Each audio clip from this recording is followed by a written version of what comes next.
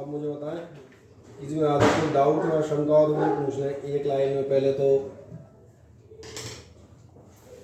चलो आप तो इतने सारे ऑनलाइन बैठे हो, किसी को कोई चीज़ पूछनी हो, कोई डाउट हो मेरे बारे में तो यहाँ पे पूछ लो, फिर उसके बाद हम आगे के लिए स्टार्ट करते हैं। कोई शंका नहीं किसी को? चले बढ़िया। सब जब हमने वो उसके लिए पढ़ा था ना, डाइलेक्ट्रिक स्लैब के लिए इंसर्टेड, उसमें जो बैटरी कनेक्टेड होती है, तो उसमें से जो पोटेंशियल एनर्जी है वो k टाइम्स होती है कि 1/k टाइम्स होती है? आप बैटरी कनेक्टेड की बात कर रही हैं कि डिसकनेक्टेड की? सब कनेक्टेड की। कनेक्टेड की अभी हाल निकाल देते हैं, इसको अपन निकाल देते हैं ना एक्सेल में। ये रहा आपका, हम कहते हैं आपका पैरेलल प्लेट कैपेसिटर और ये मैंने डाला डाइलेक्ट्रिक स्लैब। अब आप मुझे बताएं आप कौन सी कंडीशन की बात कर रही थी जो पूछ रहा था, बैटरी कनेक्टेड और डिसकनेक्टेड? सब कनेक्टेड। कनेक्टेड। यहाँ पर हम बात करते हैं बैटरी कनेक्टेड। अब बैटरी कनेक्टेड में जो आप एनर्जी निकालना चाह रहे हो तो मैंने इसलिए पूरा बता दिया ताकि लोगों को ये भी समझ में आ जाए। मैं जो हम टेबल में चर्चा कर रहे हैं एग्जाम में आएगा तो उसको आप निकालेंगे कैसे, क्योंकि इतना आपको भी नहीं याद रहने वाला। कनेक्टेड में ये था, डिसकनेक्टेड में था, इसमें वो था, उसमें वो था, सेपरेशन इंक्रीज करते थे तो ये होता था, डिक्रीज करते थे तो ये होता है। ये तो खैर इतना आप रट ही नहीं सकते, इसलिए फिजिक्स में कभी भी कहा जाता है टेबलें बनी रह जाती हैं, रट के जाने का प्रयास ही मत कीजिएगा, आप निकाल ही नहीं पाएंगे या गलत निकाल के आएंगे। मैंने कहा पोटेंशियल एनर्जी आपकी हाफ CV² होती है। इस कंडीशन में देखते हैं क्या होगा। इस कंडीशन में आप देखना सबसे पहली बात आपकी कैपेसिटेंस। क्या आपको समझ में आता है? डाइलेक्ट्रिक भरूंगा और ध्यान रखना पार्शियल नहीं है, पूरे की बात कर रहा हूँ, है ना। तो आपका जो कैपेसिटेंस है वो जाएगी CK। सही कहा मैंने। और अगली चीज़ आप ध्यान देखना, जब आप पोटेंशियल पे जाएंगे तो पोटेंशियल कितना होगा। पोटेंशियल में आप कह रहे हैं बैटरी है कनेक्टेड, अभी मैं डिसकनेक्टेड वाला भी नीचे शो कर दूंगा। इसलिए कनेक्टेड में आपसे कहा था जैसे आप डाइलेक्ट्रिक स्लैब डालेंगे potential will reduce to V/K but for only a part of instant, part of second. केवल उतने पार्ट के लिए आप देखना ये कितना हो जाएगा V/K, बाकी बैटरी कनेक्ट होने की वजह से वापस क्या हो जाएगा V²। और इसीलिए आपका U' आप चेक कर लें कितना आएगा, जो हो गया K टाइम्स ऑफ। समझ में आ गया होगा क्या कहना चाह रहा हूँ? K टाइम्स हो जाती है।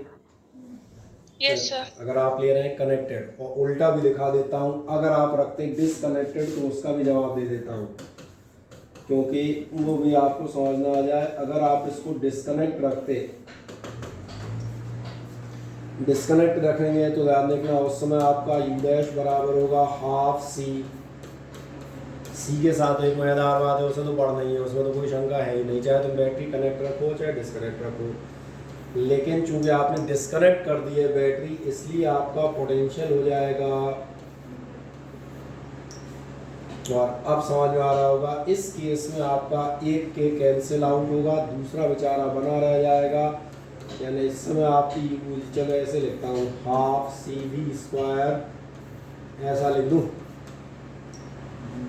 नहीं आया समझ में? बेहतर है ऐसा, क्या जल्दी समझ में आ जाता है ना, इंटू में या डिवाइड में। तो दिख रहा होगा एक बार U/K हो जाएगी और एक बार KU हो जाएगी। And solely it depend on the question जो मैंने आपसे पूछा था, आपने बैटरी कनेक्ट रखी है या डिसकनेक्ट की है, ये इस पर डिपेंड करेगा। अब कोई और डाउट? बस निकालने का मैंने पैटर्न बना दिया। अगर आपको नोट करना हो तो आप एक समय नोट कर सकते हैं, भाई बोर्ड पे उसको लिए हो, कोई दिक्कत नहीं।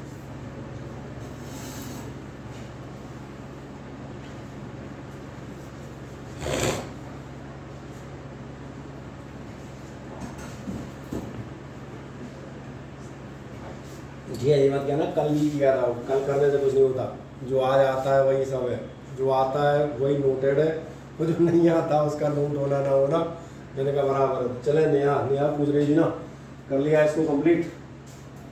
Yes sir. ठीक। आज मैं एक नेक्स्ट चीज़ जो नेक्स्ट टॉपिक पे आपके लिए चलने का बोल रहा था, तो उस नेक्स्ट पे जाता हूँ। और अगला टॉपिक जो मैं आपके लिए लूँगा वो आपसे करता हूँ, आपका चैप्टर स्टार्ट करेंगे हम करंट इलेक्ट्रिसिटी। करंट इलेक्ट्रिसिटी की जो शुरुआत है वो आप देखना बहुत बेसिक स्टार्टिंग की शुरुआत है और बहुत आसानी से अपने को समझ में भी आ जाती है। जब हम जाएंगे इस पर तो ये आपकी आती है दो तीन चीज़ें छोटी छोटी लेता हुआ जाऊंगा, फिर इन्हीं को हम शॉर्ट नोट्स बना डालते हैं। और फिर शीट शायद आपके पास है नहीं, वो पुरानी पड़ी होंगी PDF फॉर्मेट में, नहीं तो अगले टर्म पे आप शीट भी ले लेंगे, ठीक है ना। करंट इलेक्ट्रिक में आप जाओगे, सबसे पहली डेफिनेशन जो आपके लिए आती है वो आपको मालूम है, वही पुरानी डेफिनेशन हमेशा की तरह है। और वो क्या होगा आपका फर्स्ट डेफिनेशन। आखिरकार इलेक्ट्रिक करंट क्या होती है, मेरा अंदाज़ है सबको मालूम है करंट क्या होगी। तो इन शॉर्ट हम कह सकते हैं, इन शॉर्ट अब जा रहा हूँ, इन शॉर्ट आप कह सकते हैं ये होता है time rate of flow of charge. या आप कह सकते हैं, अगर जिसको ऐसा नहीं अच्छा लग रहा, time rate of flow of charge, वो क्या कह सकता है, वो आपका बता सकता है चार्ज पासिंग या फ्लोइंग। वैसे डेफिनेशन जो अब मैं लिख रहा हूँ बहुत पुरानी 9-10 की है, फ्लोइंग थ्रू अ पॉइंट, है ना। और फिर आगे आप बताएंगे पर यूनिट टाइम। इसलिए मैंने कहा एक्चुअली में अगर हम देखना चाहें तो न्यूमेरिकल पॉइंट ऑफ व्यू से 9-10 के लेवल पे आपको सबसे अच्छी डेफिनेशन ये मिलेगी। आई बराबर होता है अपने लिए Q/T, वो यही है rate of flow of charge with respect to time. उसके बजाय charge passing through a point पर यूनिट टाइम, ये हो गया। और जो ऊपर हम लिए थे टाइम रेट ऑफ फ्लो, उसके लिए आप लिख सकते हो, आप क्या लिख सकते हो, डिफरेंशिएशन की लैंग्वेज। डिफरेंशिएशन की लैंग्वेज आपसे क्या कहेगी, ये होगा डेल्टा Q/Δt। लेकिन फिर आपकी शर्त रहेगी, और शर्त क्या रहेगी, डेल्टा T टेंड्स टू 0। लग रहा है डिफरेंशियल की डेफिनेशन यही होती है delta delta x tends to 0। तो फिर आप इसको लिखते हैं अगली बार dy/dx, यानी आप कह सकते हैं, अरे ये मज़ेदार सा नहीं बना, dq/dt rate of flow of charge with time. कर रहे हैं एक लाइन में फुर्ती से, मेरे साथ साथ चलते हैं। इसमें कुछ बहुत ज़्यादा समझाने की जरूरत पड़ने वाली नहीं है।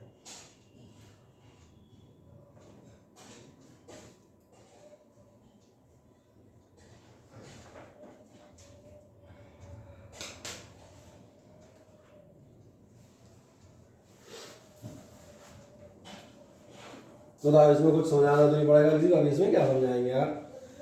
चलते हैं इसको, तो डायरेक्ट नोट करते हैं फुर्ती से। इलेक्ट्रिक करंट की एक लाइन में definition, I is equals to Q/T, I is equals to limit delta T tends to 0 del Q/Δt, यानी dQ/dt। बस इस पे हम सवालों को जन्म दे लेंगे कल तक। न्यूमेरिकल चलो कल शीट दे देंगे, तभी फिर इसके करेंगे, है ना।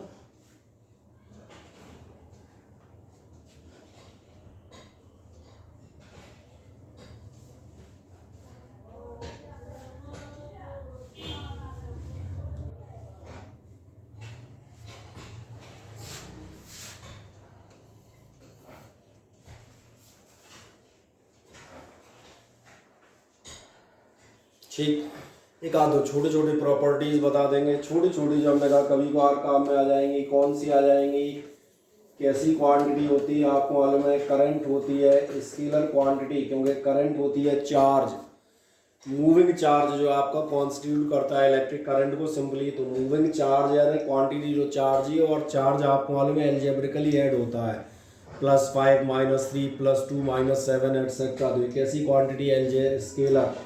तीसरी चीज़ आपको हम क्या बताते आते हैं, यस तीसरी हमेशा परमानेंट जो बताते आते हैं उसी चर्चा करेंगे। यूनिट आपको मालूम है करंट की होती है एम्पियर। और चौथी बात भी आपको मालूम है, क्योंकि पिछले चैप्टर में आप इस्तेमाल कर चुके हैं, तो इसलिए मैंने कहा था अब ये सारी चीज़ें आप इस्तेमाल कर चुके, अब ये डायरेक्टली बहुत फुर्ती से यूज़ हो जाएंगी कि आपकी यूनिट एम्पियर होगी, डायमेंशंस ए होंगी। तो चले जाएँ और आगे।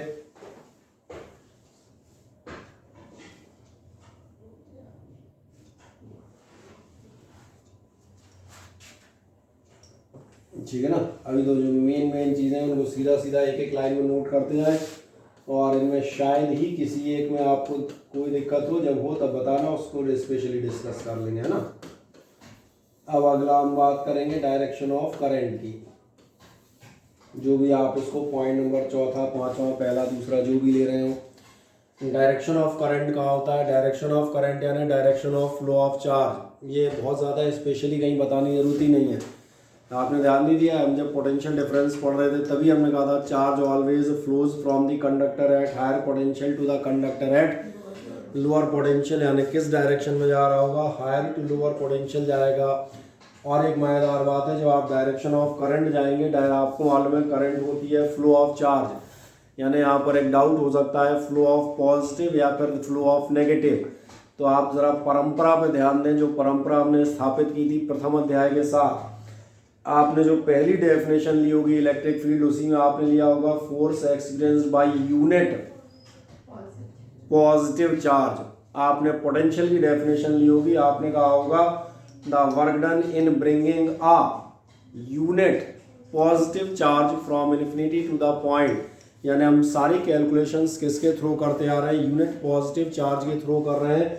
इसलिए जब direction of flow of current लेंगे तो इसमें ये नहीं सोचना है कौन से चार्ज का होगा, बिल्कुल सीधा आएगा। डायरेक्शन ऑफ करंट क्या होता है, डायरेक्शन ऑफ करंट होता है direction of flow of positive charge, और इसीलिए ये डायरेक्शन कहलाता है परंपरागत डायरेक्शन, यानी कि कन्वेंशनल करंट या कन्वेंशनल डायरेक्शन ऑफ करंट। तो सिंपली मैंने लिख दिया है कन्वेंशनल करंट।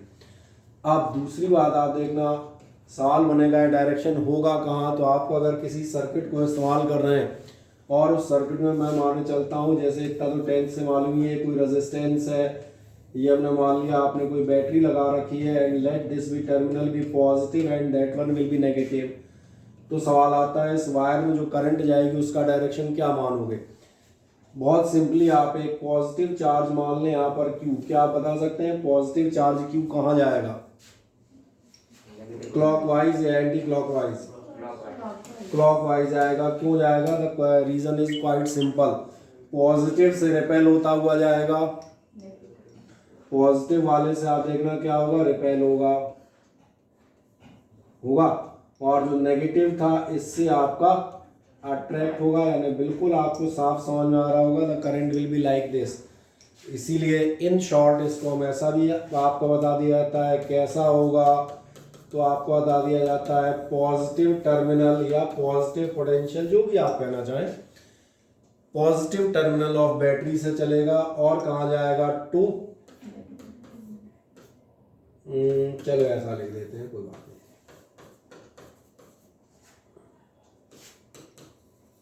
क्या ये डायरेक्शन समझ में आ जाते हैं, हाँ या ना? और आगे बढ़ जाएं, direction of flow of positive charge यानी कि कन्वेंशनल करंट। छोटा सा एक फिगर बना के दिखा देना, कहाँ से कहाँ जाओगे। पॉजिटिव टर्मिनल ऑफ बैटरी से आपका चार्ज फ्लो माना जाएगा या करंट, और किस तरफ माना जाएगा, ये माना जाएगा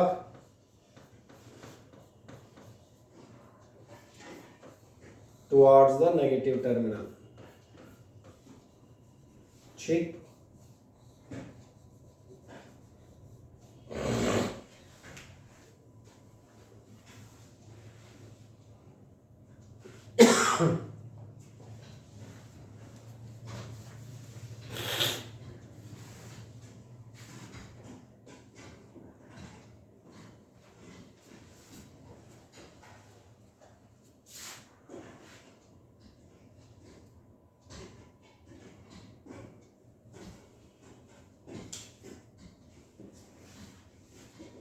दोनों आप डायरेक्शंस नोट कर दें।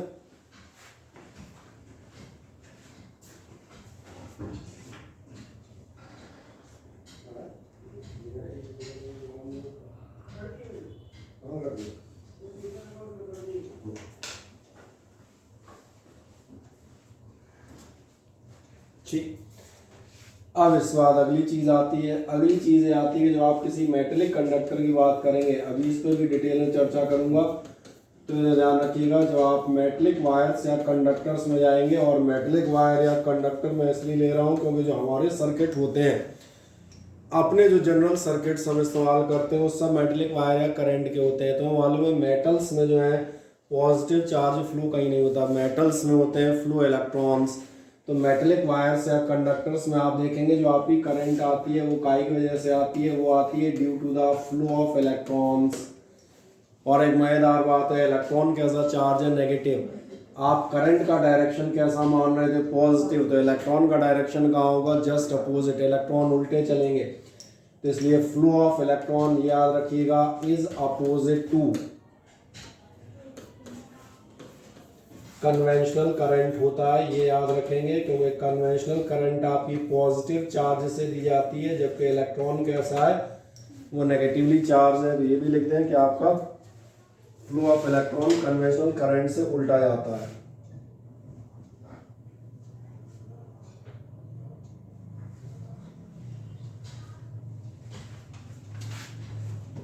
ठीक, चलो एक मिनट तुम्हारे नाम चेक कर लें। अमन शर्मा प्रेजेंट है, और कौन है, आयुषी, और कौन है, दिव्या, दिव्या के बाद मौजूद है काव्यश्री, देन खुशी,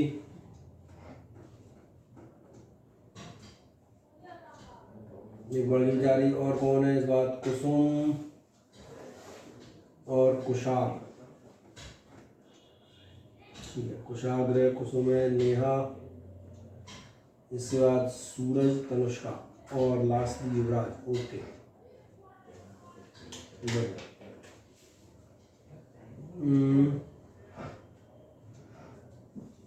एक दो तीन चार पाँच छः सात आठ नौ 10 11 12।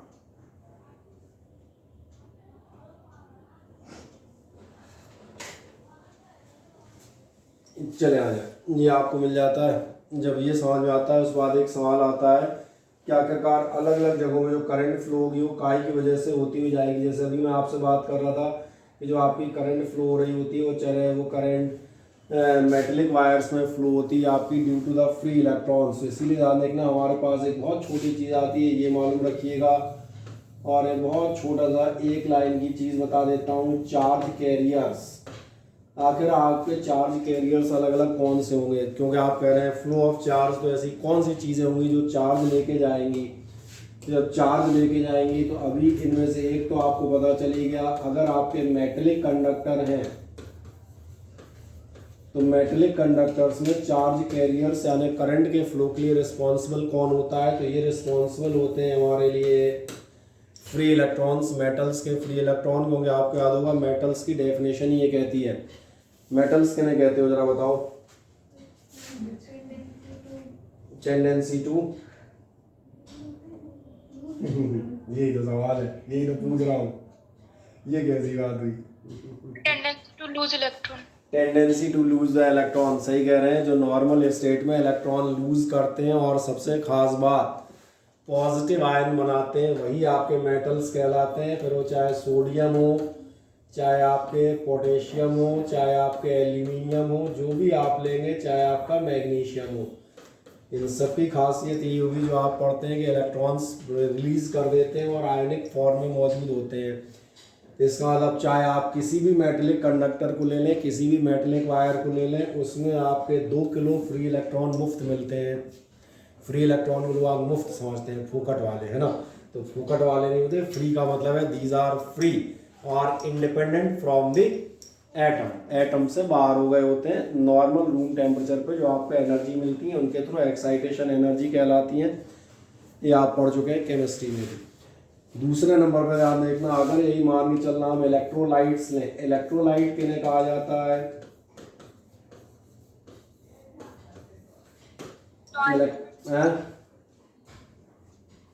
बोलो बोलो, इलेक्ट्रोलाइट किसे कहते हो, तो जो आयंस में डिसोसिएट हो जाते हैं, जो आयंस में डिसोशिएट हो जाते हैं, कब,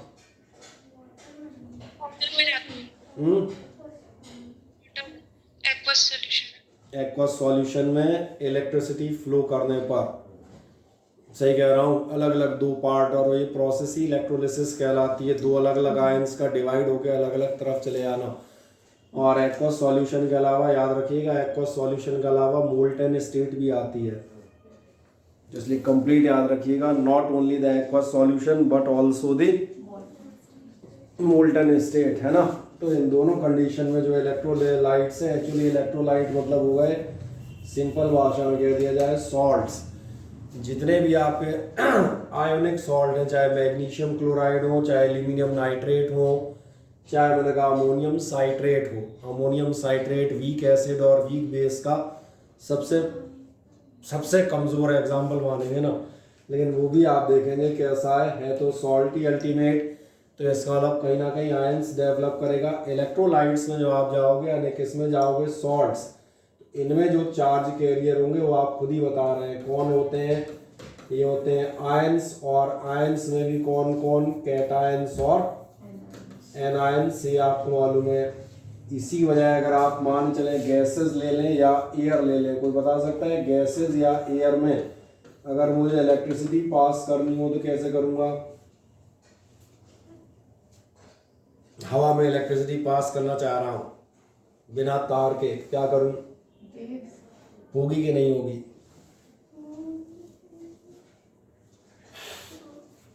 मेरा सवाल समझ में आ रहा है? हवा में या किसी गैस में, गैस का मतलब हवा ही ले लो कि एयर भी क्या होती है, it is mixture of gases.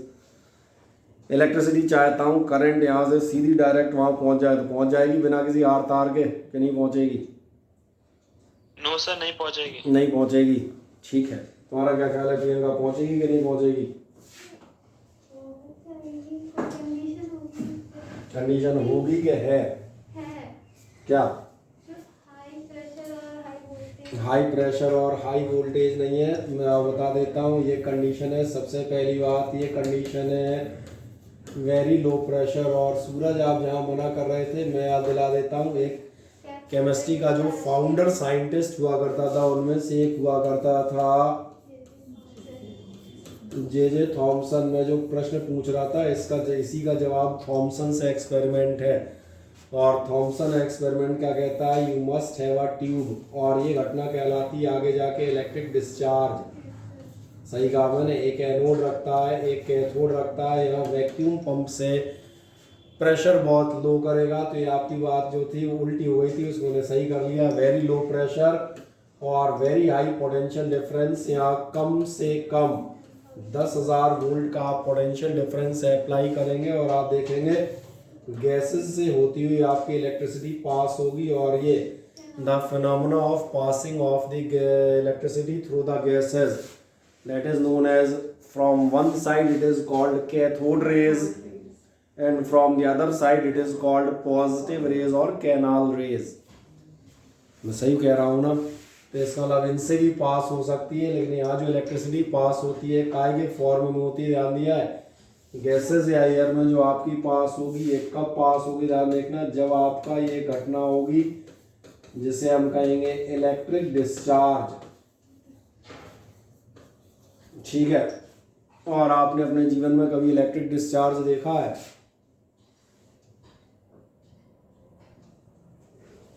नहीं। Yes sir, TV sir. कब सर देखा? जो डब्बा वाला टीवी होता था पहले का सर, वो जब क्या? सर पहले जो डब्बा वाला टीवी होता था ना सर, हाँ सर उसमें शायद ऐसा होता था। मैं सिंपल बताता हूँ, बिजली गिरती देखी है कभी?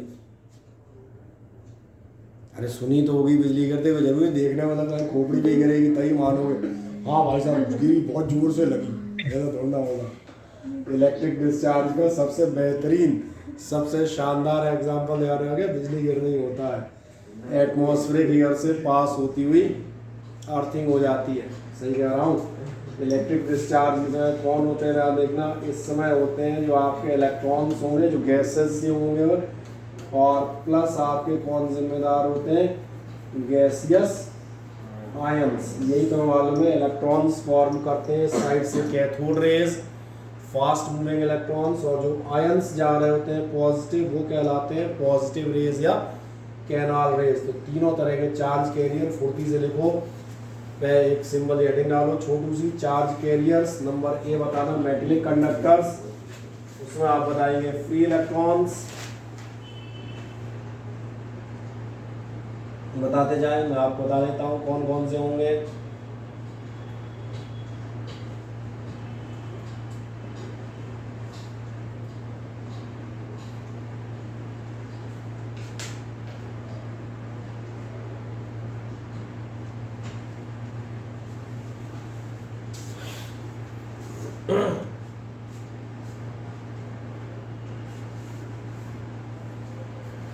दूसरा दिखा दिया है इलेक्ट्रोलाइट्स। इलेक्ट्रोलाइट्स यानी आप बता देंगे ये कौन होते हैं, जैसे बता देना सॉल्ट्स की बात कर रहा हूँ। सॉल्ट्स में होता है कैटायंस एंड एनायंस से। गैसेस और एयर में बता देता हूँ ये होता है इलेक्ट्रिक डिस्चार्ज से। और इलेक्ट्रिक डिस्चार्ज में कौन पार्टिसिपेट करते हैं, फ्री इलेक्ट्रॉन और गैसियस आयंस। तीनों के नाम लिख दें। फिर एक आध छोटी मोटी चीज़ और बताएंगे आपको।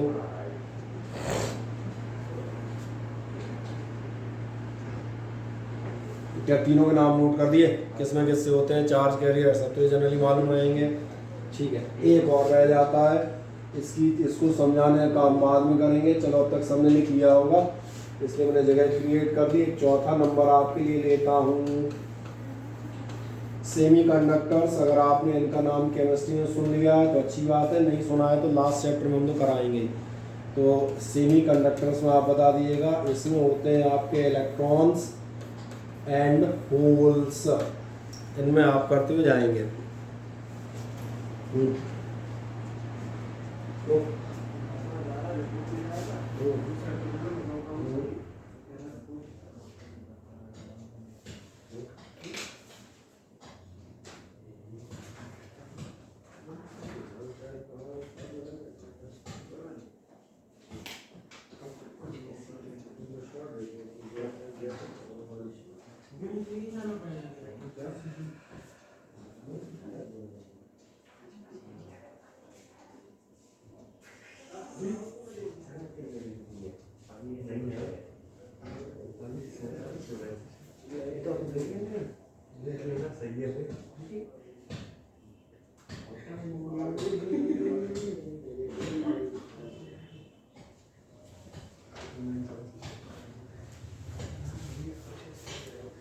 चले, क्या आपका इतना कंप्लीट हो गया?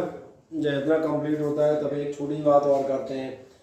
मेटल्स में, इलेक्ट्रोलाइट्स में और गैसियस या एयर्स में आप देखना, जो आपका चार्ज का मूवमेंट होता है, कि आपने ध्यान दिया, इस मोशन को जनरली हम ट्रांसलेटरी मोशन कहते हैं। ट्रांसलेटरी मतलब समझ में आ रहा है, जैसे आपका ये कोई वायर है तो चार्ज आपका कहाँ जा रहा होगा, यहाँ से यहाँ। ट्रांसलेटरी मोशन लास्ट ईयर पढ़ते थे, ट्रांसलेशन एक जगह से दूसरी जगह खिसकना। गैसेस का एग्जाम्पल दे रहा था, इलेक्ट्रॉन्स इधर से इधर या पॉजिटिव आयन इधर से उधर जा रहे होंगे। अब एक जगह और आती है, और ध्यान रखना, वो आती है सर्कुलर मोशन ऑफ चार्ज। तो एक सिंपल हेडिंग डाल दीजिएगा, current due to circular motion of charge. अब मुझे बताओ, कहीं तुमने चार्ज को गोल गोल घूमते देखा है?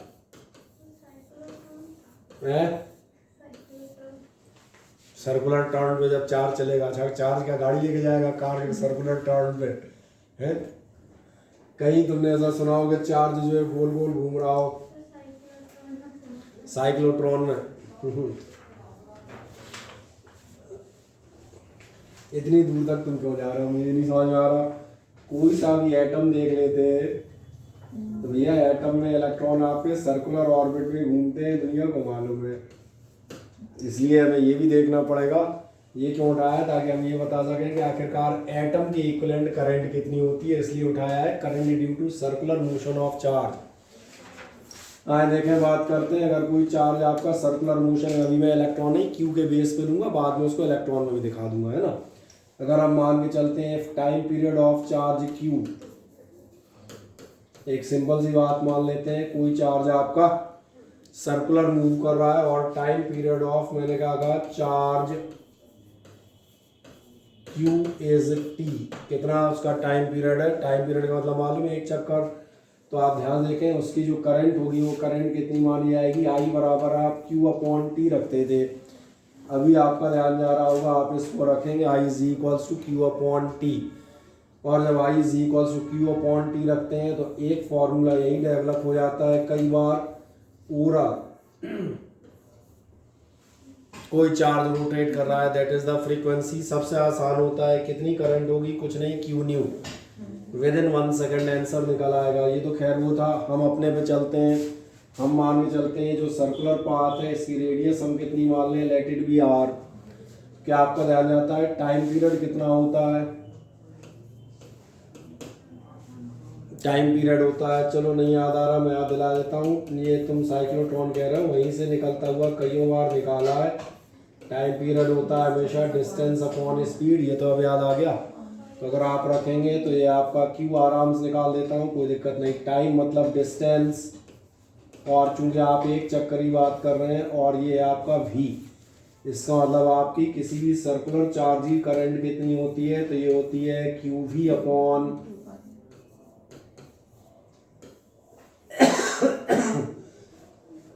हाँ, कभी एटम में जाओगे तो एटम के लिए जो मैं कह रहा था, एटम में चार्ज के नाम पे इलेक्ट्रॉन घूम रहा होता है, तो उसका भी मैं केस यहाँ दिखा देता हूँ। फॉर एटम या इलेक्ट्रॉन जो भी जानना चाहे तो आपका ये z इक्वल्स टू कितना होगा, ये हो जाएगा। और नहीं भी इसको याद रखो तो कोई ज़रूरी थोड़ी है, ये थोड़ी कोई याद रखने की चीज़ है। ये याद रखो इलेक्ट्रॉन का चार्ज ई होता है, सबको मालूम है। ई की वैल्यू अब याद होगी 1.6 10-19 इसलिए ना था, 2 चैप्टर स्लो मोशन में इसलिए पढ़ा दिए थे। कर दें एक अगले राउंड में चले आए, current into circular motion of charge दिखा दें बड़े मज़े से, फिर मैं आगे बढ़ता हूँ।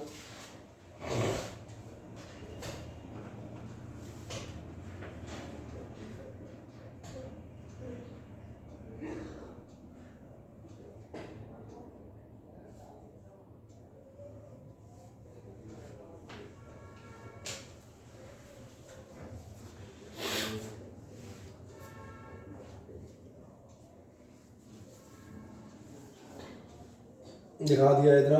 टाइम पीरियड ऑफ चार्ज आप क्यू दिखा दें टी है, तो I is equals to Q by T. एक आपका फॉर्मूला इधर से ये तैयार हो जाएगा डायरेक्ट, आई बराबर क्यू न्यू, क्योंकि सबको मालूम है 1 upon time period is the frequency. और इसके न्यूमेरिकल हम अगले टर्न पे नेक्स्ट लेक्चर में करते हुए जाएंगे, इसलिए इन फॉर्मूलों अभी तो छोटे छोटे हैं, इसलिए डायरेक्ट मैं पहले दिखा दूँ।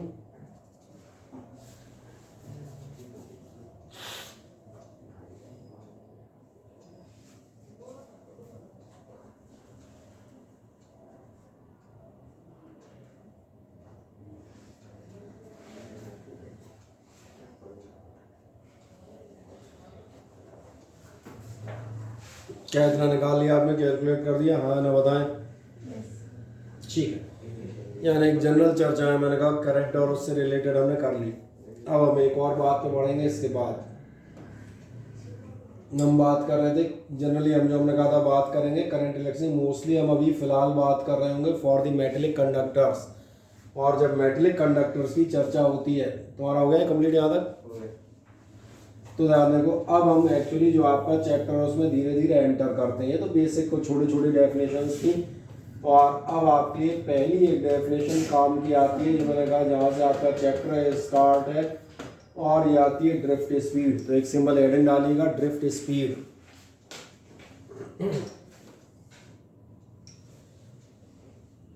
ठीक,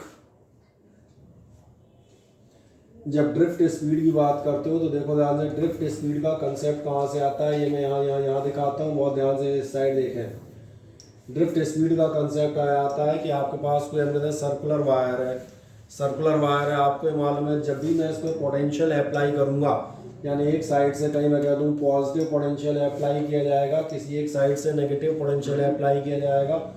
चलो तुम्हारे लिए सिंपलिसिटी के लिए उल्टा कर देते हैं, इधर नेगेटिव कर देता हूँ और इधर पॉजिटिव कर देता हूँ, क्योंकि डायरेक्शन प्रॉपर समझ में जल्दी आएंगे। क्या होगा ध्यान देखना, होना ये चाहिए कि यहाँ के जो इलेक्ट्रॉन्स हैं, जो भी इलेक्ट्रॉन है आपका फ्री इलेक्ट्रॉन, क्योंकि अभी आप यही पढ़ रहे थे metallic conductors contain a large number of free electrons, negative से रिपेल होंगे, पॉजिटिव को अट्रैक्ट होंगे, इन पर एक आपका इलेक्ट्रिक फोर्स अप्लाई होगा, और इलेक्ट्रिक फोर्स अप्लाई होगा यानी इनका मूवमेंट स्टार्ट हो जाएगा। And this movement of electrons और flow of electrons is called electric current. ये बेसिक कंसेप्ट है। दिक्कत हमें यहाँ पर ये है कि ये जिस इलेक्ट्रॉन को आप देख रहे हैं, जिसको हमने सिंपली कह दिया कि आपका इस पे इलेक्ट्रिक फोर्स लगेगा और ये यहाँ से चलता चलता चलता चलता इस कंडक्टर में यहाँ आ जाएगा, ऐसा प्रैक्टिकली नहीं होगा, because conductor is not hollow. आपको मालूम है किसी भी कंडक्टर में तमाम सारे एटम्स, मॉलिक्यूल्स, अदर इलेक्ट्रॉन्स ये सब मौजूद होंगे, यानी कंडक्टर आपका खाली नहीं होता। कंडक्टर में क्या होते हैं, आपके एटम्स, मॉलिक्यूल्स मैंने कहा, और जो भी होंगे, तो एक सॉलिड ऑब्जेक्ट है ना। इसका मतलब आप जिस इलेक्ट्रॉन को समझ रहे हैं कि ऐसे सीधा चलता चला जाएगा, ये नहीं होता। इलेक्ट्रॉन क्या होता है ध्यान देखना, यहाँ कहीं बड़ा कोलाइड कर जाएगा, कोलाइड करेगा, रुकेगा, डायरेक्शन चेंज करेगा, फिर किसी और तरफ जाएगा, फिर आप देखेंगे कहीं और आएगा, फिर कहीं और निकलेगा, फिर कहीं और, एंड सो ऑन। तो ये जो आपको दिखेगा हर बार कॉलिजन की वजह से, तो उसके डायरेक्शंस चेंज होंगे, और सबसे खास बात उसकी स्पीड बार बार डिक्रीज होगी। इसका मतलब यहाँ पर एक कांस्टेंट स्पीड या कहा जाए कंटिन्यूअस एक्सेलरेटेड स्पीड पॉसिबल नहीं है। और क्यों पॉसिबल नहीं है वो भी समझ में आ रहा होगा, ड्यू टू कॉलिजन्स। इन कॉलिजन वर्ड्स का हम 2-3 बार इस्तेमाल करेंगे, आगे जाके हम एक अगले टॉपिक में बताएंगे। यही कॉलिजन्स होते हैं जिन्हें कहा जाता है so called resistance of the wire, क्योंकि आप पढ़ चुके हैं 10th में भी रेजिस्टेंस ऑफ वायर क्या होता है, जो करंट के फ्लो को या इलेक्ट्रॉन्स के फ्लो को रोकता है। तो ऐसा नहीं लगता कंडक्टर में रेजिस्टेंस कहाँ गया, कंडक्टर में ऐसी कौन सी चीज होती है जो चलते इलेक्ट्रॉनों को पकड़ लेती है, हम नहीं जाने देंगे, ऐसी कोई चीज नहीं होती। These are just the collisions. इन कॉलिजन्स की वजह से ही आप देखेंगे there is an obstruction in the path of free flow of electrons. तो अगले टॉपिक में जाके रेजिस्टेंस कहलाएगा। उसके अगले टॉपिक में कहीं एक जगह ये भी बताएंगे कि इन्हीं कॉलिजन्स की वजह से आपकी इलेक्ट्रिकल एनर्जी का part of the electrical energy will lost in form of heat. ये सारी कहानियां ऐसी से निकलेंगी, पर अभी फिलहाल हम ये देख रहे हैं ये जो आपका इलेक्ट्रॉन है ये फ्री फ्लो नहीं हो रहा, इसकी स्पीड बार बार वेरिएट कर रही है, कम ज़्यादा हो रही है, और इसलिए जिस एवरेज स्पीड से आपका इलेक्ट्रॉन कंडक्टर को क्रॉस करता है वही एवरेज स्पीड किस नाम से नहीं आती है, ड्रिफ्ट स्पीड। तो क्या है समझ में आता है, इन शॉर्ट आप लिखते हैं ड्रिफ्ट स्पीड में। हाँ सर, जो वायर अपन मतलब अच्छा लेके आते हैं उसको कहते हैं रेजिस्टेंस, इसका कम होगा। तो इसमें जो दूसरे एटम्स होते हैं जिनसे ये कोलाइड हो रहा है उसमें वो नहीं होते, उसमें सीधे सीधे जाता होगा। नहीं, सीधे सीधे जा ही नहीं सकता बेटा। हॉलो वायर कहाँ से लाओगे, तुमने कभी देखा है तार खोखला होता हो? नहीं, जैसे कोई बढ़िया अच्छा तो बढ़िया अच्छा वायर लाओ, किस मेटल का लाओगे? उसमें कहते हैं इसमें रेजिस्टेंस कम होगा। आपकी बात सही है, मैं आपसे जानना चाहता हूँ किस मेटल का लाओगे? भाई मेरे हिसाब से 3 बेस्ट सिल्वर का लाओगे, सबसे महंगा। अब ये बताओ, सिल्वर का एक वायर लेंगे, इसमें मॉलिक्यूल्स होंगे कि नहीं होंगे?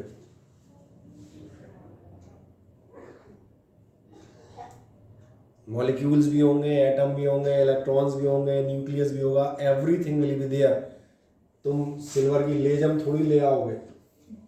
और एक मजेदार बात है, अगर लेजम ले आए तो इससे करंट फ्लो ही नहीं होगी, क्योंकि यहाँ पर भीतर एयर होगी, एंड एयर डजंट कंटेन, जो हम बात कर रहे थे, इलेक्ट्रॉन्स और ions in normal pressure and 220 volt. उसके लिए 20,000 वोल्ट लगाना पड़ेगा।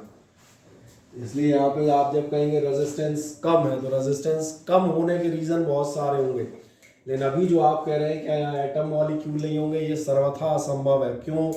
तो मैंने कहा आप सिल्वर का, गोल्ड का कोई भी वायर ले आए, ये वायर अगर मटेरियल है तो मटेरियल का मतलब ही है मटेरियल है, मतलब एटम मॉलिक्यूल है, वो तो हट ही नहीं सकते।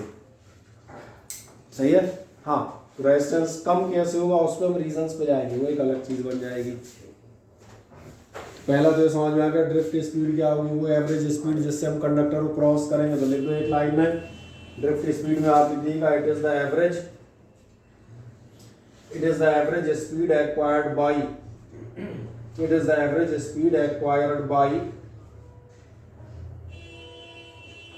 the free electrons. It is the average speed acquired by the free electrons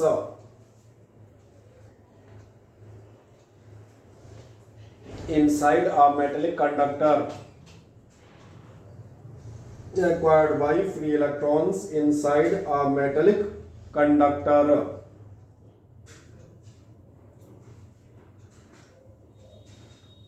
On application of electric field,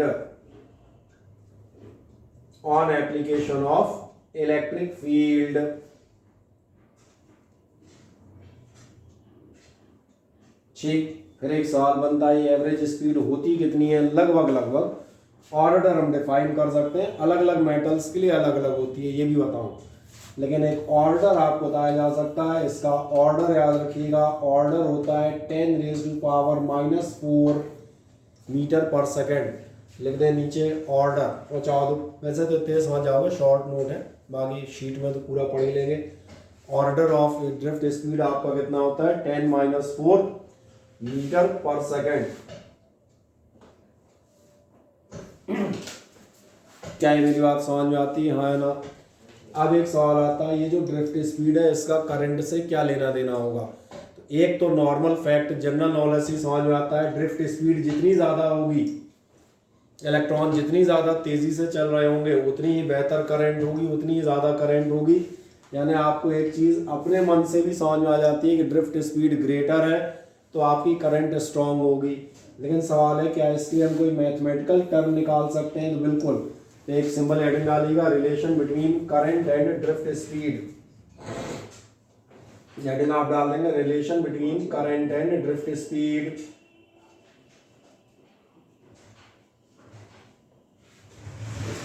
current और ड्रिफ्ट स्पीड का आखिरकार रिलेशन क्या होगा? करंट और ड्रिफ्ट स्पीड का अगर आपको रिलेशन चाहिए तो एक बिल्कुल सिंपल सा फिगर देखें ध्यान से। मैं मान चलता हूँ ये आपका कोई कंडक्टर, ठीक है, कुछ ऐसे ही होगा, इधर का ज़्यादा बड़ा हो गया।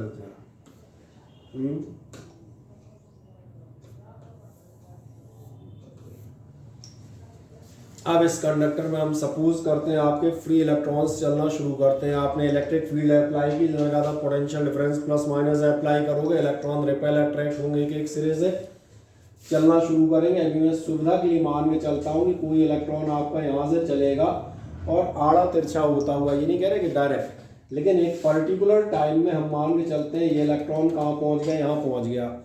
इंटरेस्टिंग बात है, जब आप देखेंगे तो आपको समझ में आएगा केवल ये इलेक्ट्रॉन यहाँ नहीं पहुँचेगा, एक्चुअली में इस पूरे फेस में जितने इलेक्ट्रॉन होंगे वो सब आगे पहुँचेंगे। और सब आगे पहुँचेंगे तो अगर कायदे से देखा जाए तो आपको नजर आएगा ये जितने इलेक्ट्रॉन इस पूरे फेस में रहे होंगे, ये पूरे इलेक्ट्रॉन यहाँ से ट्रेवल करते हुए कहाँ आ गए होंगे। और अगर हम मान के चलें ये डिस्टेंस हम सपोज करें कितनी, उसके लिए ले लिए मैंने 1 सेकंड के लिए। क्या आपको याद है 1 सेकंड का डिस्टेंस कहलाता है वेलोसिटी या स्पीड। तो अगर 1 सेकंड के लिए मैं जाऊं तो कितना डिस्टेंस ट्रेवल करेंगे, जितनी इनकी एवरेज स्पीड होगी। जैसे मान चलो फॉर एग्जांपल एवरेज स्पीड है 2 मीटर पर सेकंड, 1 सेकंड में कितना डिस्टेंस कवर कर जाएंगे, 2 मीटर कर जाएंगे। तो एक छोटा सा फिगर बना दो बस, और कुछ नहीं। क्रॉस सेक्शनल एरिया हम दिखा देते हैं, इसका कितना हम मान लेंगे ए।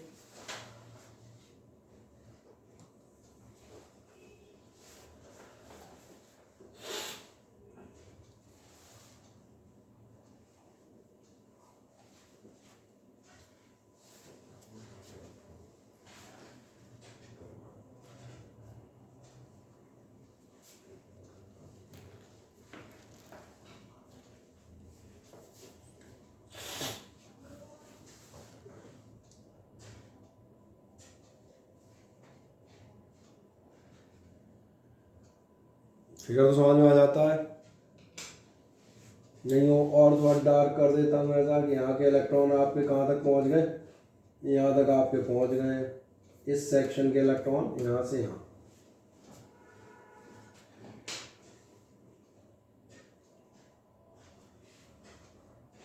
ठीक है, क्या मिल जाता है? अब मैं एक छोटी चीज़ मानता हूँ, नीचे आप बताइएगा इफ एवरेज स्पीड और ड्रिफ्ट स्पीड, नीचे बता दीजिएगा इफ एवरेज स्पीड और drift speed of electrons, if average speed और drift speed of electrons is v, if average speed और drift speed of electrons is v, ये मान के चलते हैं एवरेज स्पीड v है। तो फिर हम कैलकुलेशन स्टार्ट करते हैं। ध्यान से देखो और बिल्कुल एक एक दिखा देता हूँ ताकि आपको कहीं डाउट नहीं रहे। मैं आपसे कहता हूँ डिस्टेंस कवर्ड बाय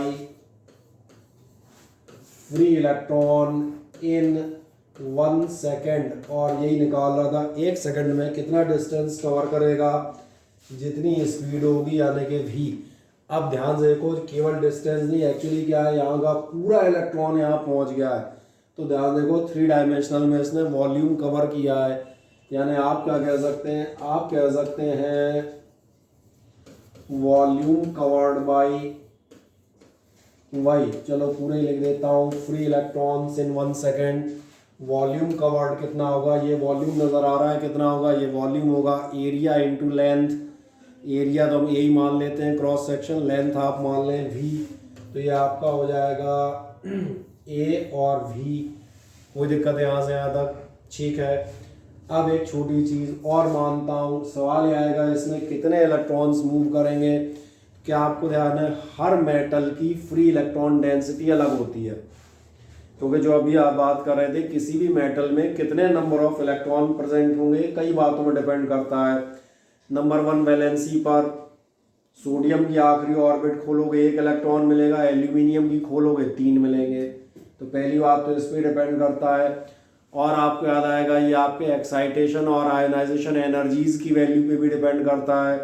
किसी के आयन्स जो हैं, किसी के इलेक्ट्रॉन 2 इलेक्ट्रॉन वोल्ट पे ही फ्री हो जाएंगे और किसी के इलेक्ट्रॉन 12 इलेक्ट्रॉन वोल्ट पे फ्री नहीं होंगे। तो भैया रूम टेम्परेचर क्या है, क्या उसका खुद का वर्क फंक्शन शब्द तो अभी याद है, वर्क फंक्शन होता था minimum energy required to draw the free electron. इन सब परिस्थितियों के मद्देनजर आप देखेंगे हर मेटल में नंबर ऑफ फ्री इलेक्ट्रॉन्स अलग अलग होंगे। जो आप पूछ रहे थे कि किसका रेजिस्टेंस कम ज़्यादा होगा, तो पहली बात तो इस पर डिपेंड करेगा किस में फ्री इलेक्ट्रॉन कम है किस में ज़्यादा है। अभी मैंने कहा मैं माने चलता हूँ लेट फ्री इलेक्ट्रॉन डेंसिटी, और फ्री इलेक्ट्रॉन डेंसिटी का मतलब क्या हुआ वो भी साफ लिख देता हूँ ताकि बाद में आपको झंझट नहीं हो। यानी कि number of electrons in unit volume, मैं मान लेता हूँ number of electrons in unit volume कितने हैं, n। इतने वॉल्यूम में कितने होंगे, इतना वॉल्यूम, तो इसमें हो जाएंगे n इंटू दिस, एक में इतने तो उतने में ही हो जाएंगे। इसलिए आप कहेंगे नंबर ऑफ इलेक्ट्रॉन्स मूविंग पर सेकेंड इन गिवन वॉल्यूम। एक सेकंड में जो भी आपने वॉल्यूम कवर किया है इसके कितने इलेक्ट्रॉन मूव हो रहे होंगे। तो मैंने कहा था वॉल्यूम ये रहा, पर वॉल्यूम के आपके इलेक्ट्रॉन ये रहे, तो ये हो जाएंगे। और साफ डॉट बना देता हूँ ताकि आपको समझ में आ जाए, यही होगा n इंटू ए भी। आ जाए, बस एक लाइन और चलनी है, हमारा लगभग डेरिवेशन खत्म होने पे आ गया। कोई बहुत मान कैलकुलेशन नहीं है, सिंपल दिखा दें। Distance covered by free electrons in 1 second.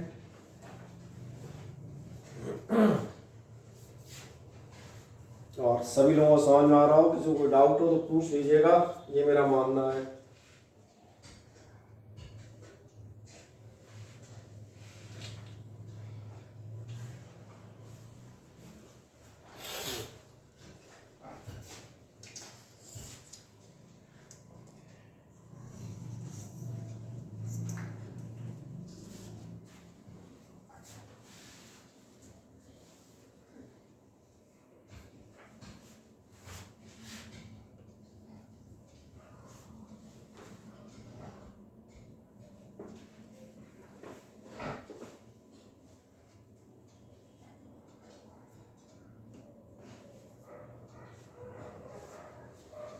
Volume covered by free electrons दिखाएं। लेट फ्री इलेक्ट्रॉन डेंसिटी आप मान लें, number of electrons in unit volume कितनी मान रहे हैं, या आप मान लीजिएगा n। तो फिर आपको number of electrons moving per second in given volume मिल जाएंगे, जो आपको मिलेंगे n डॉट ए भी।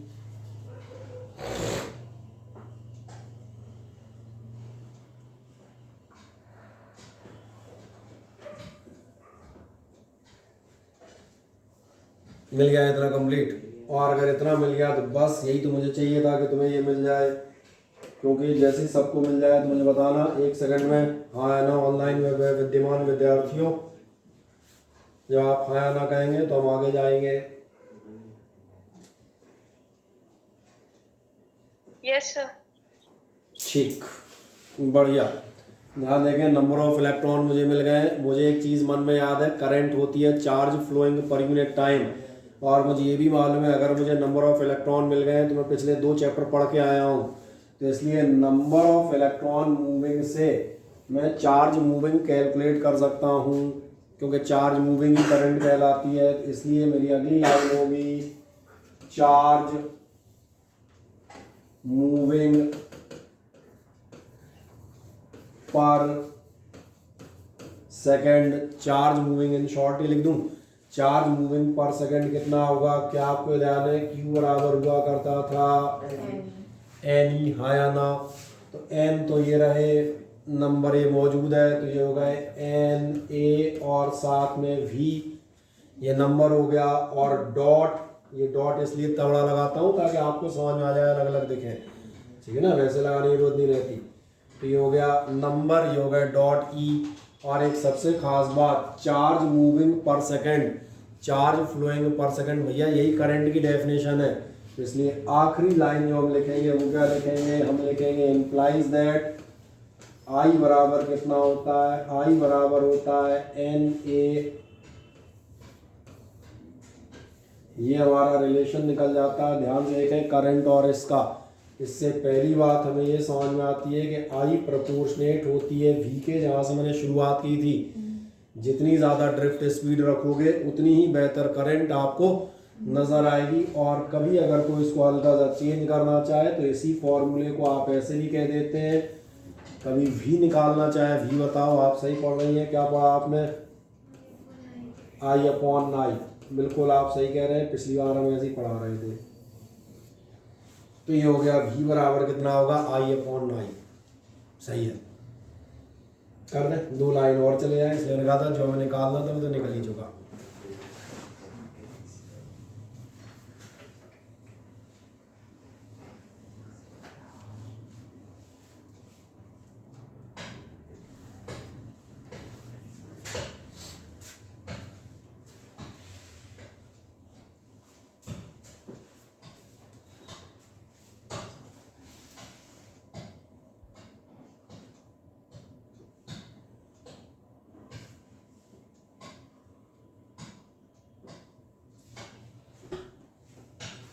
कर दिया इतना, पर सेकंड निकाल ही चुके थे, उसी को मैंने करंट कह दिया, ये मिल गई।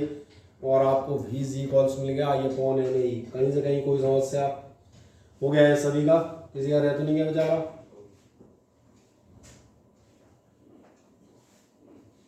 अब एक लास्ट चीज़ और आती है, वो आएगी, हम कैलकुलेट करेंगे ड्रिफ्ट स्पीड किसी भी कंडक्टर के लिए। एक सिंपल हेडिंग डालिएगा, drift speed for a metallic conductor, एक सिंपल हेडिंग डाल देंगे, drift speed for a metallic conductor, drift speed for a metallic conductor.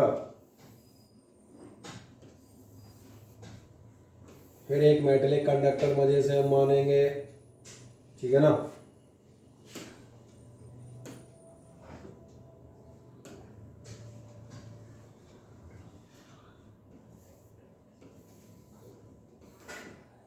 ये मान लें, और मेटेलिक कंडक्टर में हम मान के चलेंगे कि आपका कोई इलेक्ट्रॉन, ये रहा फ्री इलेक्ट्रॉन, आप इस पर लगाएंगे इलेक्ट्रिक फील्ड, इलेक्ट्रिक फील्ड लगाओगे तो जो हम बात कर रहे थे, इस इलेक्ट्रॉन पर एक एफ इलेक्ट्रिक काम करेगा, ये अपनी जगह से एक्सेलरेट होगा।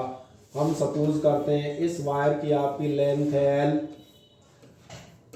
आपका क्रॉस सेक्शनल एरिया है ए, और आपने कितना पोटेंशियल डिफरेंस अप्लाई किया है, और वो आपने अप्लाई किया है वी। तो एक छोटा सा फिगर बनाया मनोरंजन के लिए, बस हो गई कहानी खत्म।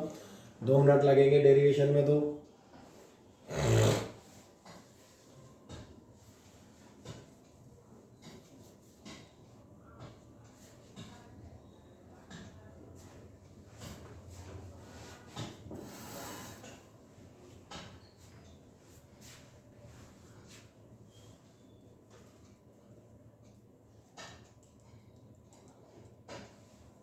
आज क्या वेडनेसडे होगा है,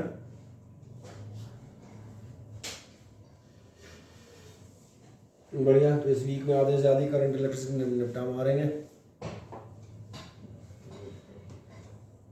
आ जाए, फिगर तो समझ में आ रहा है, वायर की लेंथ एल और एरिया यही मानते हो, पोटेंशियल लगा दिया वी, और हमने क्या मान लिया, इलेक्ट्रॉन पे आपकी। अब थ्योरेटिकल बात कर देते हैं, देखें ध्यान से, थ्योरेटिकल बात ही करता हूँ। ये पार्ट फिगर का आपको बनाना नहीं है, केवल इधर देखें, ये आपका कंडक्टिंग वायर था, पोटेंशियल डिफरेंस लगाने, मतलब आपने ऐसे ही किया होगा ना कुछ तो भी, और अगर ऐसा किया होगा मतलब क्या हुआ होगा, ध्यान देखना, इसका मतलब हो गया होगा एक सिरा कहीं ना कहीं पॉजिटिव हो गया होगा, एक सिरा कहीं ना कहीं नेगेटिव हो गया होगा, इलेक्ट्रिक फील्ड सेटअप हो जाती है। ये पिछले चैप्टर में भी पढ़ चुके हो। जैसे ही इलेक्ट्रिक फील्ड होगी, इलेक्ट्रिक फील्ड क्या काम करेगी, इस इलेक्ट्रॉन को माइनस वाला धकेलेगा और प्लस वाला अट्रैक्ट कर लेगा, यानी इलेक्ट्रॉन आपका चालू हो गया। इसलिए मैंने कहा ये मैं समझा दूं कि आखिरकार आपको फिर भूल गए हो करंट स्टार्ट कैसे हो जाती है, तो ये समझ में आ जाता है। आ जाए, इसलिए फिगर था, नीचे का आपको बनाना नहीं, नीचे का कोई मतलब नहीं हो, तो एक लाइन में आ जाएगा। इसमें आप लिखिएगा when a potential difference V, लिख दें इसमें 40 से, when a potential difference capital V is applied, when a potential difference capital V is applied across a conductor, potential difference V is applied across a conductor, then V is applied across a conductor, then an electric field is set up, then an electric field is set up. So the free electrons of conductor, so the free electrons of conductor experience electric force dash, और वो आपको मालूम है electric force कितना होगा, F electric हो जाएगा, वैसे होता है क्यूई, पर अभी अपन यहाँ क्या लिए हुए हैं, इलेक्ट्रॉन लिए हैं। और किसी को नहीं ध्यान आया, वैसे तो यार अब 2 चैप्टर 4 बार पढ़ चुके हो, तो अब तो याद होने चाहिए कि एफ बराबर क्यूई होता था। कितना आ गया आपका एफ इलेक्ट्रिक, कितना हो जाएगा ई इंटू ई। क्या है, मेरी बात समझ में आती है? यही फोर्स आप देखें इस इलेक्ट्रॉन को एक्सेलरेट कर रहा है। अगले स्टेप में चले जाएगा 10 द एक्सेलरेशन ऑफ इलेक्ट्रॉन, नीचे आप जाएंगे 10 the acceleration of free electron, या इन शॉर्ट लिख दिया इलेक्ट्रॉन। एक्सेलरेशन कितना होता है कि क्या है आपको याद है? एक्सेलरेशन होता है फोर्स अपॉन मास, यही है बराबर है में, कितनी बार तो यूज कर चुके होंगे। कितना हो जाएगा आपका एफ, अरे एफ आपका कितना था, एफ आपका था ई और अपॉन हो गया एम, मिल गया। अब क्या आपको ध्यान है, ये जो इलेक्ट्रॉन था रेस्ट से स्टार्ट हुआ था और एक्सेलरेट हुआ था, तो चलो यहाँ ये भी बता देते हैं, यहाँ बता देता हूँ इनिशियल वेलोसिटी ऑफ इलेक्ट्रॉन, चलो u बराबर लिख देते हैं 0। क्या है, क्लियर हो गई? तो लिख दो initial velocity of electron u is equals to 0। अब एक सबसे खास लाइन लिखूंगा, वो बस इंपॉर्टेंट रहेगी।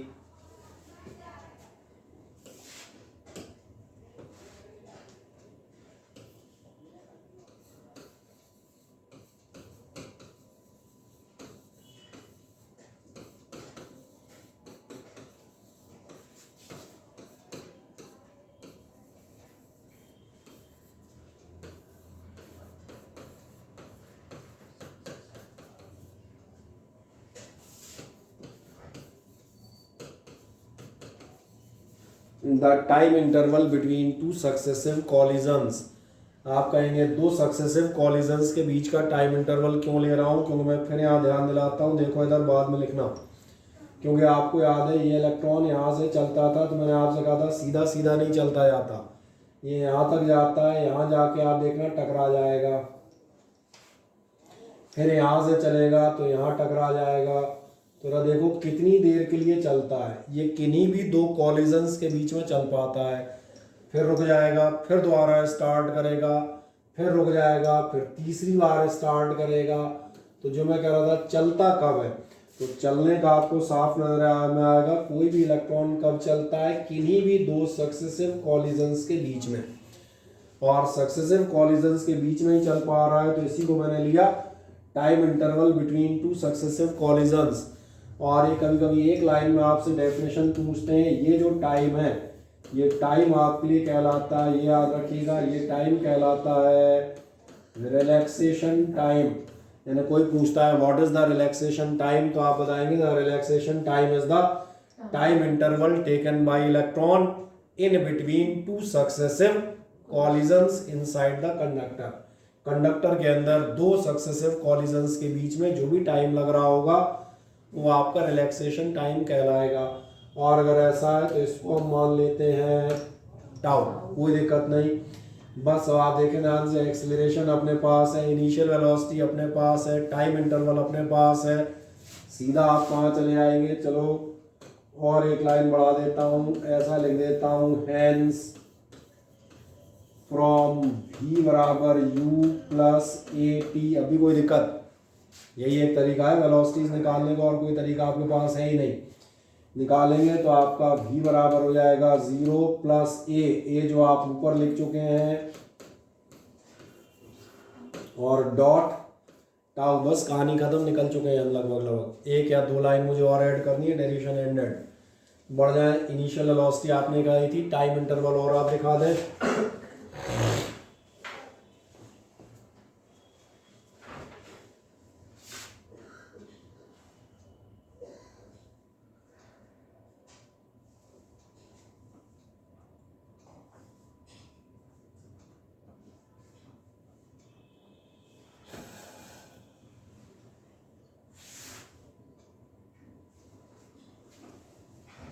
सर बताएं। सर हमारे प्री बोर्ड में क्वेश्चन आया था कि जो मोशन होगा इलेक्ट्रॉन का दो सक्सेसिव कोलिजन्स के बीच में, वो कौन सा पाथ फॉलो करेगा? दो सक्सेसिव कॉलिजन्स के बीच में straight line path. Yes sir. और सर वैसे अगर टोटल में आता तो कर्व लिखते ना? टोटल में कर्व नहीं, रैंडम, Yes, जिगजैग। sir. और बता देता हूँ केमिस्ट्री का नाम ब्राउनियन, याद आ रहा है? वो भी आपने केमिस्ट्री में भी यही पढ़ा हुआ है, ऐसे ही पढ़ा था ना। जिगजैग कह सकते हो, क्या कह सकते हैं, कहते हैं आप ब्राउनियन कह सकते हो, जिगजैग बढ़िया लगते हैं, कोई दिक्कत नहीं है। दो टक्करों के बीच में कैसा होगा वो यहाँ देख लो, क्योंकि अभी 3 बनाए थे मैंने, 1 2 और 3। ये हमेशा दो के बीच में ही तो बेचारा चल पा रहा है, फिर रुकेगा, then it will turn the direction, यहाँ से डायरेक्शन चेंज करके कहीं और ये जाएगा स्ट्रेट लाइन पर। अब यहाँ से जहाँ जगह मिलेगी, जो भी परिस्थितियाँ होंगी, कॉलिजन के बाद कहाँ गया, कॉलिजन के बाद कहाँ जाएगा, ये आप लास्ट ईयर पढ़ते थे, याद है? कॉलिजन के बाद कौन सा पार्टिकल किधर जाएगा, इलास्टिक कॉलिजन हम पढ़ रहे होते थे। तो अब ये यहाँ से बिना कैलकुलेशन के नहीं बता सकता कि भैया किधर जाएगा, लेकिन ये कंफर्म है, मान के चलो किसी एक तरफ तो जाएगा, तो फिर ये स्ट्रेट लाइन बढ़ेगा। हो सकता है अगली बार लौट आए, ये भी कोई जरूरी नहीं कि इधर ही जाएगा, हो सकता है कि अगली बार इतना तेज कॉलिजन हो कि वापस रिबाउंड हो जाए, क्योंकि मॉलिक्यूल और इलेक्ट्रॉन के मास में आपको मालूम है ज़मीन और आसमान का नहीं, आसमान और पाताल का डिफरेंस होता है, ये तो याद है ना। मॉलिक्यूल के मास में और इलेक्ट्रॉन के मास में कितना अंतर होता है, बहुत बड़ा अंतर होता है। तो अगर इलेक्ट्रॉन मॉलिक्यूल से टकरा रहा है तो रिबाउंड भी हो सकता है। एग्जाम्पल प्रूफ दे देते हैं, एक्सपेरिमेंटल प्रूफ, महान साइंटिस्ट रदरफोर्ड एक्सपेरिमेंट, जो सीधा एटम के सेंटर की तरफ गया था। अब मैंने कहा रिबाउंड होगा या नहीं, ये ऐसे नहीं बता सकते, तुम पूछो सर ये वाला होगा कि नहीं, मैंने कहा ये मैं कैसे बता पाऊंगा, लेकिन इनमें से बहुत सारे सीधे निकल जाएंगे, कुछ डाइवर्ट भी होंगे, कुछ आप देखेंगे लौटेंगे, तो अलग अलग कॉलिजन है जिसके जैसे होंगे। ये तो क्लियर हो जाते हैं। और कोई डाउट? बढ़िया, तो ये तो समझ में आ गया था, v बराबर u प्लस ए, बस। तो एक लाइन तो आप खुद ही चल सकते थे, यहाँ तक कर दिया। क्या बचा, 0 क्या जोड़ना, सीधा v बराबर आपका आ गया, और v बराबर कितना आ जाएगा, ई टाउ अपॉन एम। ये हमारा पहला काम हो गया, तभी तो कह रहा था। तो 1 सेकंड का काम बचा है बस, इसको a मान लिया है, b कहाँ मानेंगे वो भी हम बता देंगे।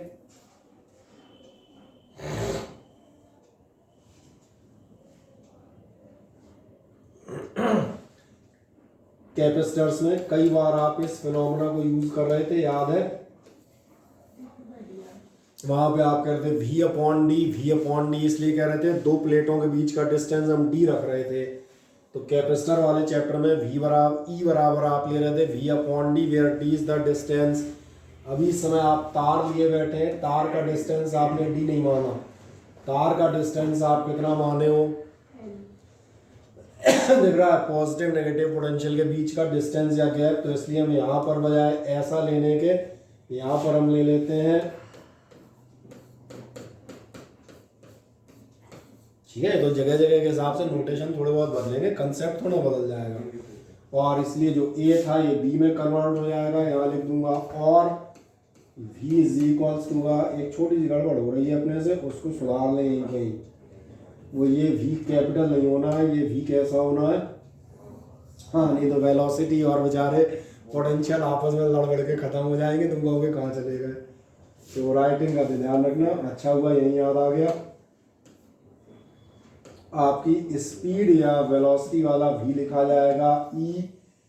ई अपॉन की जगह लेंगे, ये भी दिख रहा होगा, ये भी किसका है, पोटेंशियल का। बाकी है ही कौन दा, टाउ ये रहा और एम ये रहा, तो ये आपका निकल आया E V tau upon M L. तो निकाल दें आराम से। फिर इससे मैं 2 चीज़ें और निकालता हूँ, उनमें आपको आनंद आएगा, छोटी छोटी 2 बातें और। ये तो डायरेक्ट ही है, वो तो जीरो जोड़ना था, जीरो क्या जोड़ना था, तो सीधा लिख दिया था बस।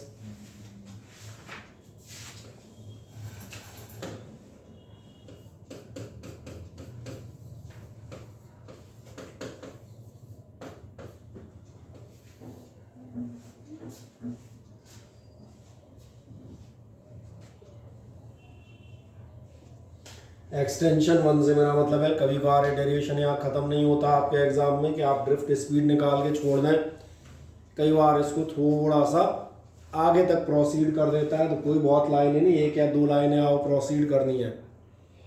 पहले देख लें कि आपने इतना निकाल दिया, E V tau upon M L. ज़रा कॉपी पलट के देखें, अभी 2 मिनट पहले आपने करंट का डेरिवेशन निकाला था, V is equals to N A, और sorry V is equals to I upon I, हाँ या ना। तो आप कह सकते हैं as V is equals to कितना होता है, आई अपॉन नाई, आपको मालूम है, ये भी आप 2 मिनट पहले निकाल चुके हैं। तो इसका मतलब मैं कह सकता हूँ, ध्यान देखो, वैल्यू रख दूंगा, हैंस आप क्या कह देंगे, आप कह देंगे ये चीज़ यानी कि E V tau upon M L, ये बराबर का एल थोड़ा लंबा कर लें, अपॉन एम एल, ये वी है और वी का मतलब ये कितनी हो जाएगी, तो ऐसा तो नहीं लिखूँ ऑन कंपेयरिंग, ये तो ऐसे ही लिख देते हैं यार। अब एक छोटा सा काम करो, जो छोटा सा काम करो उसके आप बोर्ड पे निगाह रखना, देखिए ध्यान से, ये वी नज़र आ रहा है और ये आई नज़र आ रहा है, बाकी सब कचरा इस साइड इकट्ठा कर दो। देखो अभी याद करता हूँ, ये वैल्यू रखना समझ में आ गई दूसरी से, और जैसे ही ऐसा रखूँगा तो जो मैं कह रहा था, अब मैं क्या करूँगा, इसका मतलब लिखूँगा v इज इक्वल्स टू आई, और सारा कचरा इधर भेजता हूँ, तो ये हो जाएगा into M L upon N होगा, ए होगा, ई का स्क्वायर हो जाएगा और हो जाएगा टाउ। आ जाए यहाँ तक, तुम कहोगे मैं क्या निकाल रहा हूँ, वैसे तुम्हें समझ में आ जाना चाहिए था, लेकिन फिर भी मैं बता देता हूँ मैं क्या निकाल रहा हूँ। V equal to I. सही कह रहे हैं।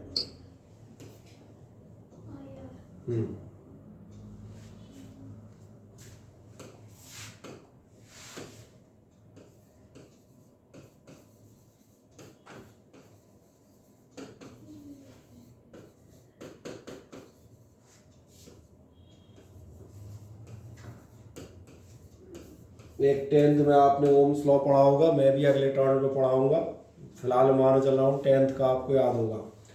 On comparing with Ohm's law, अभी नहीं याद आया, Ohm's law v is equals to I, सही कहा ना मैंने। ओम्स लॉ से जैसे ही आप कंपैरिजन करेंगे आपको मिल जाएगा resistance R is equals to कितना होता है, आपके यहाँ कई बार डेरिवेशन ऐसे ही पूछ लिया जाता है कि रेजिस्टेंस का आप डेरिवेशन निकालें, तो ये हो जाता है एन ए ई स्क्वायर, और साथ में टाउ, एक एक्सटेंशन हमने ये कवर कर दिया, एक और कवर कर देता हूँ।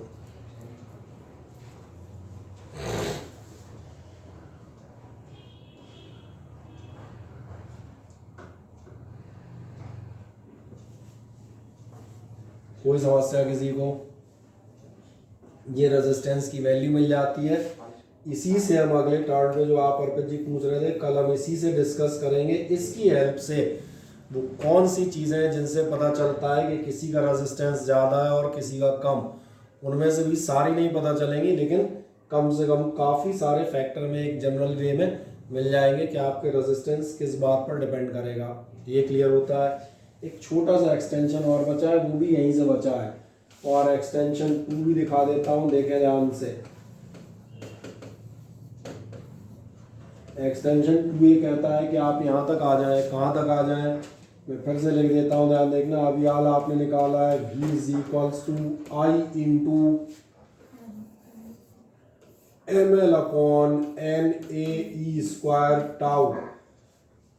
सही है, जरा ध्यान देखें, आपको नजर आएगा एम ई, ये तो सब कांस्टेंट है ही।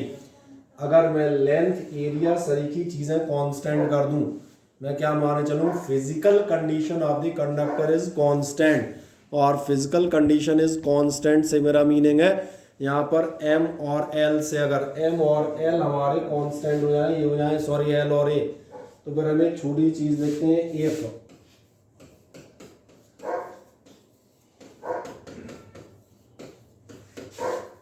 Physical state of conductor is unchanged constant, कुछ भी लिख सकते हो, तो एक ही बात है। फिजिकल स्टेट का मतलब ये लेंथ एरिया वगैरह सब कैसे हो कांस्टेंट, बाकी ई तो मालूम ही है 1.6 होता है, m मास ऑफ इलेक्ट्रॉन होता है, तो ध्यान देखो ये सारी चीज़ें कांस्टेंट हो गई। और अगर ये सारी कांस्टेंट हो गई तो फिर आप कहेंगे देन v प्रोपोर्शनेट होता है I, और ये जैसी आप v प्रोपोर्शनेट I लिखते हैं तो ये है प्रूफ, किसका प्रूफ, ओम्स लॉ का, सही कह रहे हैं। तो ये अपन कह देते हैं प्रूफ फॉर ओम्स लॉ। आ जाए एक एक्सटेंशन और आप दिखा दें ताकि ये समझ में आ जाए। वो एक लाइन का अंतर है, क्यों है एक ही चीज भाई। इसको R डिक्लेयर कर दो, इसको कांस्टेंट बता दो, तो कांस्टेंट की वैल्यू निकाल दी। और तुमने कांस्टेंट का नाम नहीं लेना, कांस्टेंट हटा दोगे तो प्रोपोर्शनेट हो जाएगा, तो ओम्स लॉ कहलाने लगेगा। है एक ही बात, R वो कांस्टेंट दिख रहा है, बस एक बार नाम बता दिया यही कांस्टेंट R है, एक बार कह दिया ये कांस्टेंट है हटाओ तो प्रोपोर्शनेट यानी ओम्स लॉ हो गया। तो वो इसलिए उनका दोनों का एंड एक ही है।